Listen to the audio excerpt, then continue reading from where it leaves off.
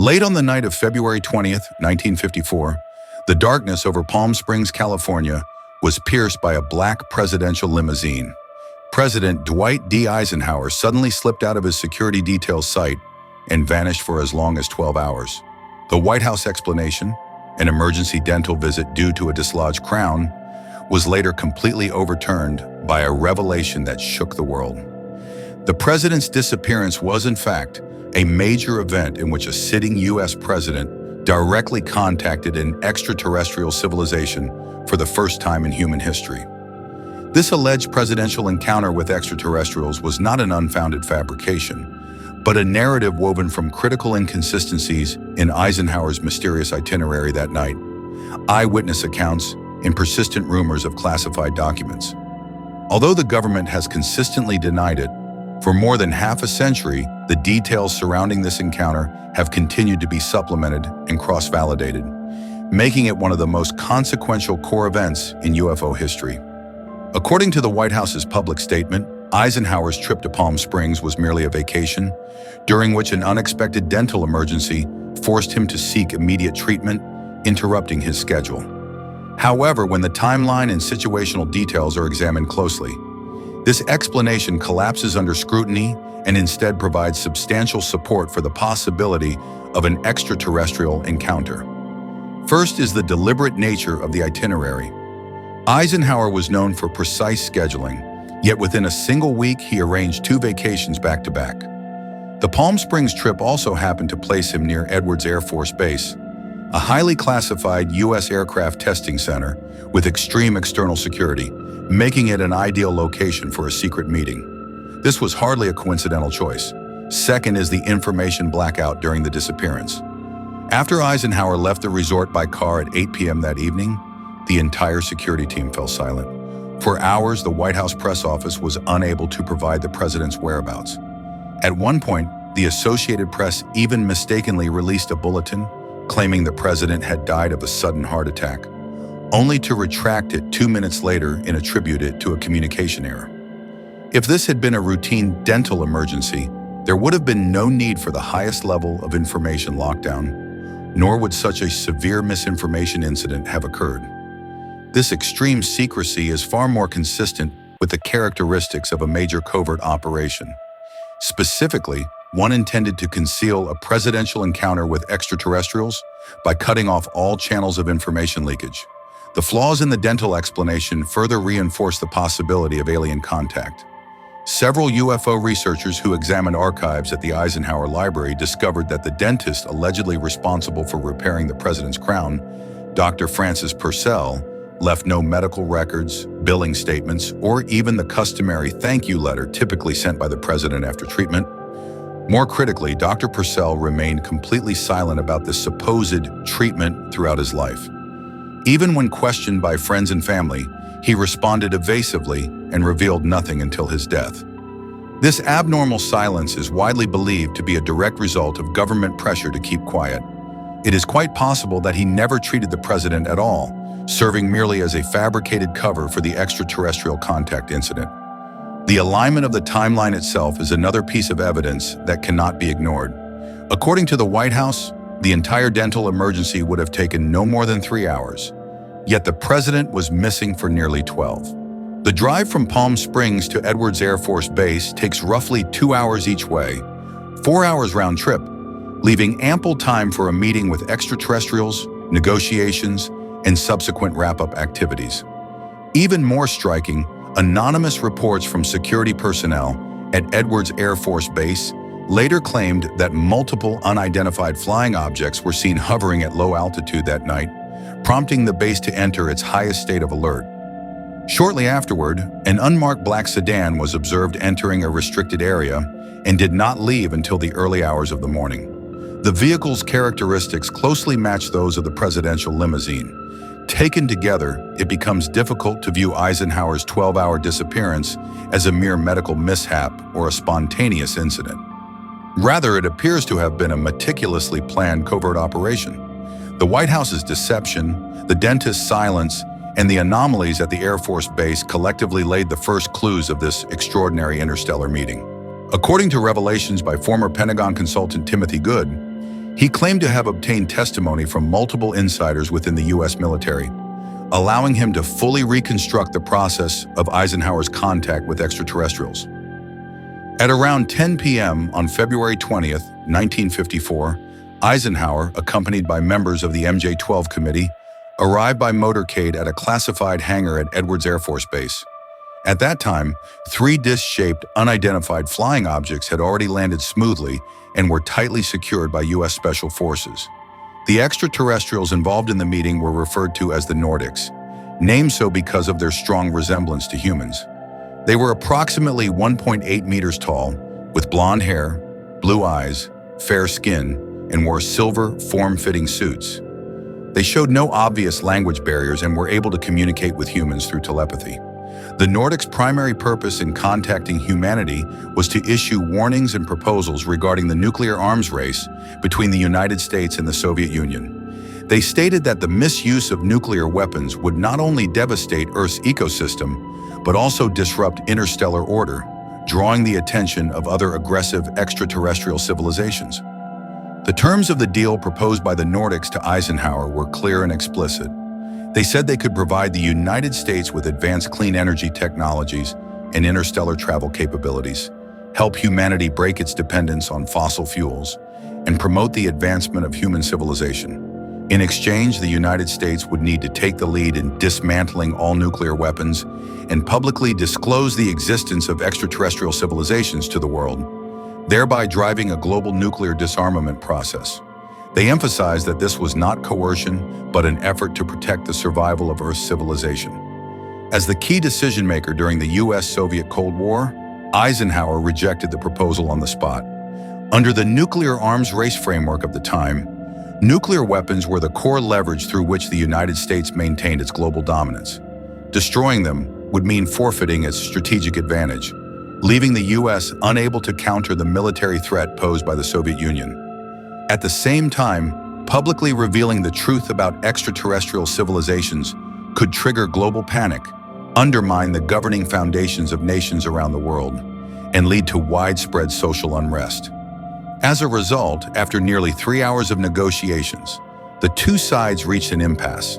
Seeing that persuasion had failed, the Nordics issued a harsh warning: humanity is heading toward extinction, and then departed in their unidentified flying craft.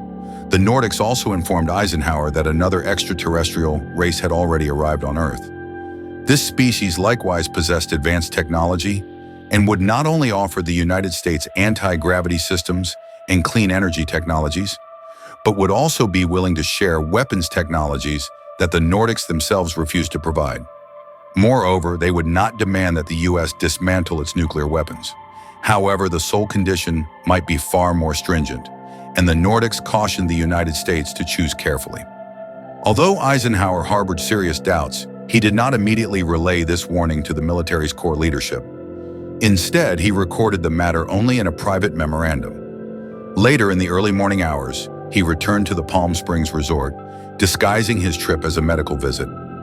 This presidential meeting with extraterrestrials was not based on the testimony of a single individual.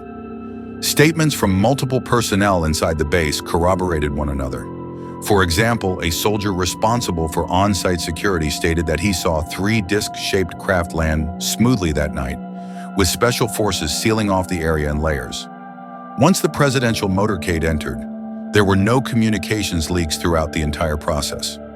Air traffic controllers also stated that the base temporarily shut down portions of its airspace that night, and radar detected signals from unidentified flying objects. Afterward, all monitoring records were forcibly destroyed. Moreover, all witnesses were required to sign lifetime non-disclosure agreements, strictly forbidding them from mentioning any details related to the Nordics or the meeting. Just 1 month after the Nordics' departure, their warning proved strikingly accurate. In late March 1954, the Greys from the Zeta Reticuli star system proactively contacted the US military and clearly expressed their desire to make contact. Driven by an urgent desire to obtain extraterrestrial technology to gain an advantage over the Soviet Union, the US military quickly and secretly arranged a meeting between the president and this gray extraterrestrial race. This process was recorded by former Naval Intelligence Officer William Cooper In the details he disclosed about the so-called Grada Treaty, which he claimed were drawn from top-secret files he had accessed. According to Cooper's disclosures, in late March 1954, Eisenhower once again arrived at the underground classified facilities of Edwards Air Force Base under the pretext of inspecting military installations, where he held a formal meeting with the Greys. The Greys Eisenhower encountered on this occasion were approximately 1.2 meters tall, with gray skin, oversized heads, prominent eyes, and no hair or clearly defined facial features. Like the Nordics, they communicated with humans through telepathy. At the meeting, the Greys went straight to the point and presented a trade agreement, later known as the Gray Agreement. Its terms were extremely harsh. In essence, the Greys would provide the U.S. military with anti-gravity flight technology, clean energy technology, and advanced weapons technology, helping the United States gain absolute military and technological superiority in its competition with the Soviet Union. Throughout this process, they would not interfere in any way with America's development or deployment of nuclear weapons. In return, the U.S. government was required to allow the Greys to conduct biological experiments in designated areas on Earth, with the core requirement being the capture of humans as experimental subjects. The Greys would submit detailed lists of targeted individuals in advance, and the U.S. side would be responsible for verifying their identities, helping them evade public attention, reducing resistance, and strictly maintaining secrecy regarding the experiments. The only requirement was that the experimental subjects be returned alive after the experiments. If an experiment failed, the Greys would be allowed to dispose of the bodies themselves, and the U.S. would not interfere in either the experimental process or its outcomes. The agreement also explicitly required the U.S. government to fully conceal the truth about the existence of extraterrestrial civilizations, suppress all UFO sighting reports, and mislead public perception. At the same time, a specialized agency was to be established, one that would operate above Congress and the conventional military chain of command and report directly to the president. This agency would be responsible for coordinating cooperation with the Greys and overseeing the execution of the experiments. Cooper stated that under pressure from the military and the temptation of advanced technology, Eisenhower ultimately signed the Gray Agreement. After the meeting ended, the Greys left behind a small extraterrestrial craft along with portions of their technical documentation. The U.S. military then established secret laboratories in the vicinity of Edwards Air Force Base to conduct reverse engineering research on alien technology. Subsequently, at the request of the Greys, the U.S. Air Force established what became known as Project Blue Book. On the surface, these programs were intended to investigate UFO sightings, but in reality, they covertly coordinated Gray experiments and covered up the truth of extraterrestrial contact. From the late 1950s to the early 1960s, multiple regions across the western United States indeed experienced a series of mysterious missing person cases. These incidents are presented as direct evidence of the Greys carrying out the Gray Agreement and conducting human experiments. Most of the missing individuals were farmers and ranchers in remote areas, wilderness explorers, or solitary pedestrians traveling late at night. Their ages ranged from teenagers to middle-aged adults in their 50s. What they shared in common was that their activities took place near the experimental exclusion zones designated by the Greys, and most disappearances occurred late at night or in the early morning hours. When these cases occurred, some witnesses reported seeing disc-shaped lights hovering at low altitude, accompanied by a faint humming sound. After the lights vanished, people would be found missing in the corresponding area. There were no signs of struggle, no blood stains, and no drag marks at the scene, as if the individuals had been instantly taken away by a powerful force. Even more puzzling was the fact that the missing person's personal belongings were often left intact at the scene. Whether backpacks carried with them, vehicles, or clothing and farm tools left at home, none showed signs of disturbance. This effectively ruled out robbery, kidnapping, or voluntary disappearance. After these cases were reported, local police typically closed them hastily under explanations such as lost in the wilderness, attacked by wild animals, or voluntary relocation. Some cases were even sealed outright, with further investigation prohibited. Insiders revealed that whenever such incidents occurred, agents from the CIA and the MJ-12 committee would intervene immediately, confiscate all potential evidence from the scene, and summon witnesses to forcibly sign non-disclosure agreements, forbidding them from mentioning anomalies such as unidentified lights. More importantly, these disappearances exhibited highly consistent and eerie characteristics that were fundamentally different from ordinary missing person cases, further corroborating the existence of extraterrestrial experiments. As the Gray Agreement continued to be carried out, some members of the MJ-12 committee, after learning that the Greys were repeatedly abducting humans for experimentation, voiced clear opposition. They believed that trading human safety for technological advancement violated fundamental ethical boundaries, creating a sharp rift between them and the military. These dissenting members were subsequently either marginalized or mysteriously disappeared, and all records related to the dispute were classified as top secret. Eisenhower himself also fell into a profound ethical dilemma as a result of signing the Gray Agreement. According to Cooper's disclosures, the president repeatedly mentioned in his private diaries the conflict between the extraterrestrial threat and moral choice, candidly admitting that while he longed to use alien technology to solidify America's advantage, he was deeply uneasy about the Greys' experimental demands. These private diaries were never made public and were classified by the military at the highest level, with strict prohibitions against any access. The reason the legend of Eisenhower's contact with extraterrestrials has endured for 70 years without losing momentum is not merely due to oral claims, but because it has been supported by a series of so-called empirical materials and key promoters. Although some of this evidence has been proven to be fabricated, it has remained the core foundation of the story and the central focus of ongoing controversy. For example, in 1984, UFO enthusiast Jerry Sanders received an anonymous fax containing what were claimed to be top-secret MJ-12 committee documents. These documents were regarded as the most crucial written evidence of Eisenhower's contact with extraterrestrials. According to the files, the MJ-12 committee was established by President Truman in 1947 following the Roswell incident, with the primary responsibility of handling matters related to extraterrestrial contact. Its membership allegedly consisted of 12 senior government officials, military generals, and scientists, and Eisenhower's meetings with extraterrestrials were said to have been fully planned and coordinated by this committee. The documents also provided detailed accounts of the February 1954 meeting with the Nordics and the March meeting with the Greys, explicitly outlining the core terms of the Gray Agreement signed by Eisenhower and the subsequent implementation arrangements following both encounters. They even included simplified diagrams of the contact sites, as well as comparative descriptions of the physical appearances of the Nordics and the Greys.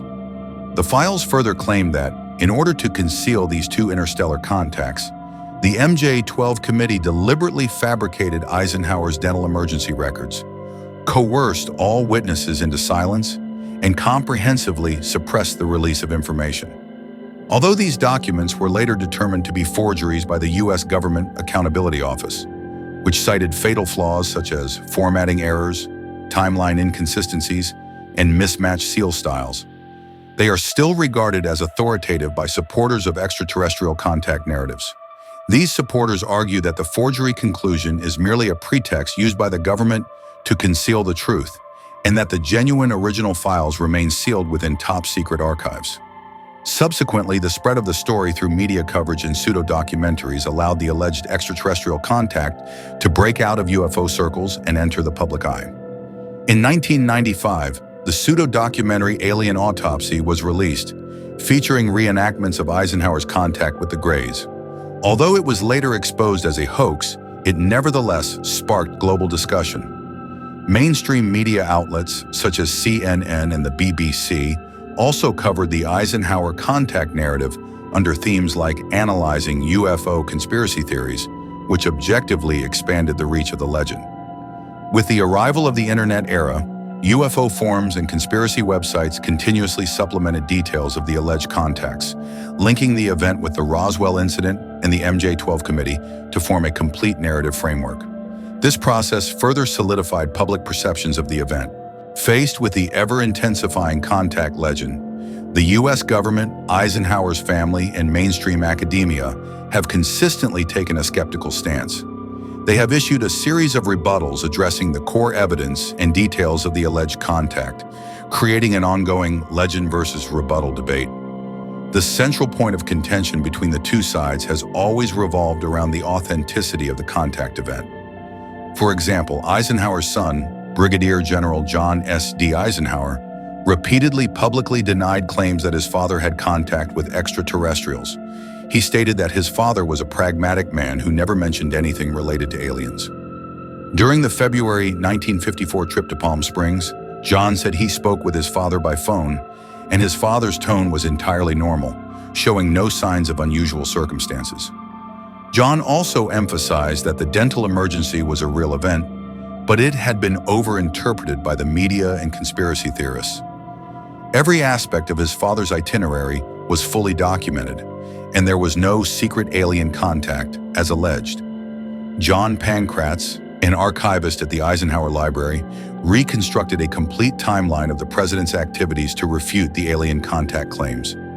According to archival records, Pankratz stated that on the evening of February 20th, 1954, Eisenhower visited the Purcell Dental Clinic around 8 p.m.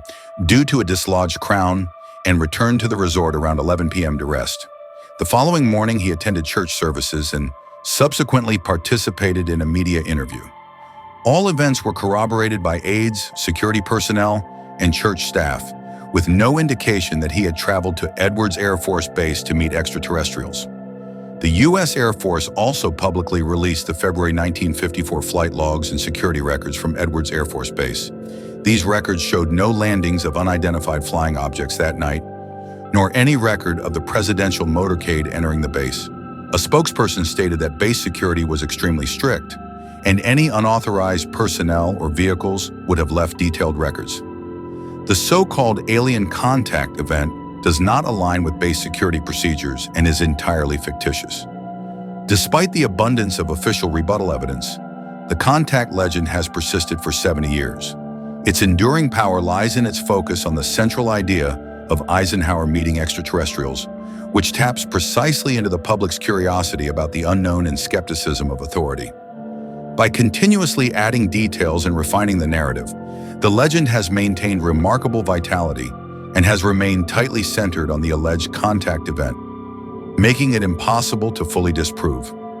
Perhaps we will never know what truly happened on the night of February 20th, 1954. Was it an ordinary dental emergency or a secret interstellar meeting sealed from public knowledge? Was it a truth deliberately hidden by the government or a fabrication by conspiracy theorists? The answer may not even matter. What is significant is that the controversy surrounding Eisenhower's alleged contact with extraterrestrials has continuously driven humanity's exploration of the cosmos and pursuit of truth, keeping us in awe and curiosity of interstellar civilizations. This enigma, centered on the alleged contact, will continue to circulate through time, awaiting more clues to ultimately reveal its final secrets.